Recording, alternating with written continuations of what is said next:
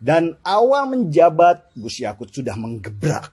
Sekarang akun-akun di media sosial Menteri Agama bukan hanya berisi tentang agama Islam, tetapi juga petuah-petuah bahkan diambil dari kitab suci agama lain. Ini sangat melegakan, mengingat politik identitas itu bermula dari eksklusivitas yang dibangun sehingga membuat kita semua terkotak-kotak.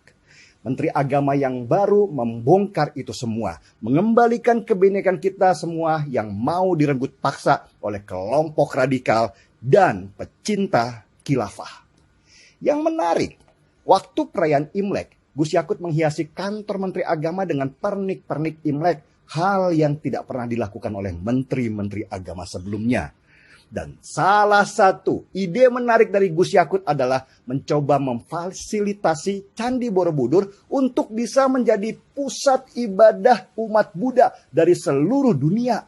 Ketika pertama kali mendengar ide itu, saya langsung angkat secangkir kopi. Inilah yang seharusnya sejak dulu dilakukan. Bayangkan, kalau Candi Borobudur bisa menjadi pusat ibadah agama Buddha di seluruh dunia, maka nama Indonesia akan dikenal di dunia. Mirip dengan apa yang dilakukan Arab Saudi dengan Mekahnya. Bayangkan juga, penganut Buddha di seluruh dunia ada 6,6% dari seluruh populasi di dunia. Dan itu berarti sekitar 500 sampai 600 juta orang. Apa yang terjadi kalau akhirnya Candi Borobudur disahkan sebagai tempat ibadah agama Buddha di seluruh dunia? Yang jelas, selain nama Indonesia akan dikenal di seluruh dunia, ini menjadi promosi wisata yang menarik dan mendatangkan pendapatan buat negara dan penduduk di sekitar Candi Borobudur dan seluruh Jawa Tengah. Para peziarah dari seluruh dunia datang dan ini akan menaikkan ekonomi sekitar, mulai hotel-hotel, restoran, dan menciptakan ribuan lapangan kerja, juga para wira swastawan baru. Indonesia tidak hanya dikenal karena Balinya saja, tetapi juga Jawa Tengah sebagai unggulan pariwisata. Inilah yang seharusnya sejak dulu dilakukan dan apa dipikirkan oleh menteri-menteri pariwisata. Menteri pariwisata sibuk ingin menghadirkan turis-turis Timur Tengah yang beragama Islam dalam konsep wisata syariah dan wisata halal. Sialnya lagi, yang mau disyariahkan dan dihalalkan itu Bali, destinasi wisata populer di dunia yang mayoritas warganya beragama Hindu. Sibuk berpikir bagaimana mengkapitalisasi Bali, lupa kalau sebenarnya di negeri ini punya banyak potensi. Ide menjadikan Borobudur sebagai pusat ibadah agama Buddha di seluruh dunia ini bisa dibilang ide yang sangat brilian dan dikeluarkan oleh Menteri Agama. Memang sih Borobudur ada di bawah pengelolaan Dinas Pendidikan dan Kebudayaan. Tetapi mumpung menterinya Nadiem Makarim yang sama pluralnya, ide ini bakal ditangkap beliau dan didorong untuk secepatnya terwujud. Dan kalau ini bisa terwujud, maka ini menjadi catatan sejarah terbaik untuk bangsa Indonesia.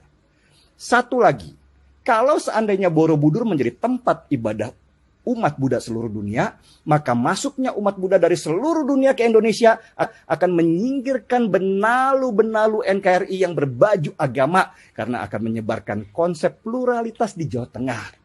Orang akan lebih sering melihat biksu-biksu berpakaian khas Buddha di jalan-jalan. Dengan begitu, sekaligus mengajarkan orang-orang dan anak-anak kita kalau ada dunia yang berbeda dari yang selama ini mereka lihat.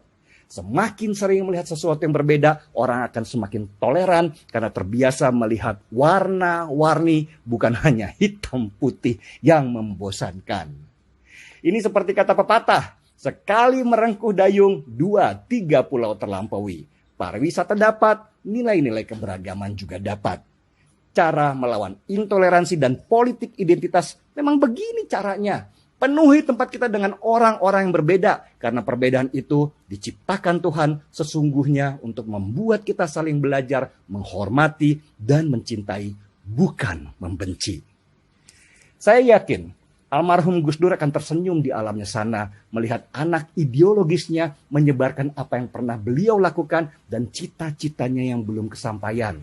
Dan semoga Gus Yakut akan menjadi Gus Dur baru dalam memelihara persatuan di Indonesia. Negeri yang beraneka suku, agama, dan ras yang dulu diperjuangkan oleh kakek nenek kita dengan darah dan air mata supaya tetap menjadi negeri kesatuan Republik Indonesia.